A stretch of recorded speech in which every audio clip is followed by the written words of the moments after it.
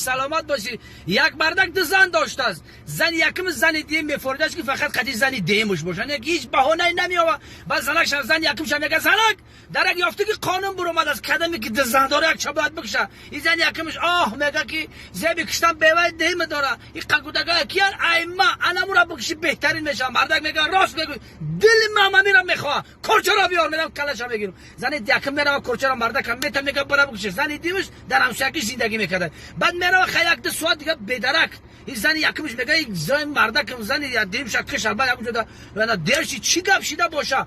بعد میگه کی برام ببینم همسایگیش نمیره که خونه دایش کنه تشینه. بعد میگه زینت در طرف بانک موندگی بون.